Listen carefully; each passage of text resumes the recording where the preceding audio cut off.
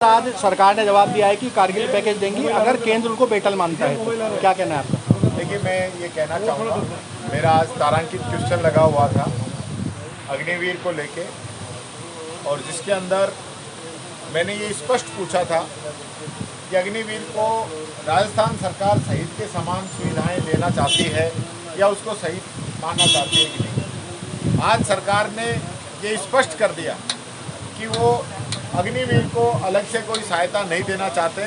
वो भारत सरकार अगर उसको शहीद मानेगी तो ही उसको सहायता देगी। मैं ये कहना चाहूँगा, बड़ा संवेदनशील ये मुद्दा है, पूरे देश के अंदर इस पर चर्चा हुई है। पहली बात कि अग्निवीर को ही जिस प्रकार से ये नौकरी जो शुरू की है सरकार के द्वारा, इस पर ही लगातार सवाल उठ रहे हैं, और उसके बावजूद आज हमारा कोई जवान बॉर्डर के ऊपर शहीद होता है, एक जवान को शहीद का दर्जा मिलता है, दूसरे जवान को शहीद का दर्जा नहीं मिलता है।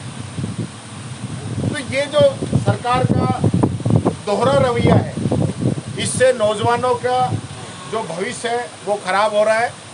और विशेष रूप से अगर कोई अग्निवीर अपने देश की सेवा करते हुए वीर गति को प्राप्त होता है तो सरकार उसको शहीद नहीं मानती है। उसको जो लाभ मिल रहा है वो सिर्फ बीमा का लाभ मिल रहा है, सरकार की तरफ से कोई लाभ नहीं मिल रहा है। सरकार ने आज ही अपने जवाब में कह दिया है। मैं फिर वापस कहना चाहूँगा, सरकार से निवेदन करना चाहूँगा, भारत सरकार उसको शहीद नहीं मान रही है, राजस्थान सरकार तो कम से कम उसको शहीद के समान सुविधाएं देने का विचार करे। दूसरा, आज तारांकित प्रसंग जो था अलवर के अंदर पोल्यूशन को लेके था, जिससे कि आज अलवर में जिस प्रकार से पोल्यूशन बढ़ रहा है, और भिवाड़ी और अलवर देश ही नहीं विश्व की पर्यावरण की जो रैंकिंग है उसके अंदर टॉप में चल रहे हैं, और वहाँ लोगों का रहना और सांस लेना बहुत दुर्भर है। और सबसे बड़ी विडंबना मैं कहना चाहूँगा, एनसीआर से हम आते हैं, राजस्थान के पर्यावरण मंत्री भी अलवर से हैं और देश के वन और पर्यावरण मंत्री भी अलवर से हैं। उनके होने के बावजूद एनसीआर के अंदर कचरा जलाया जा रहा है। सरकारी जो संस्थाएं हैं जिन्होंने पूरा टेंडर लिया हुआ है, सरकारी संस्थाओं के द्वारा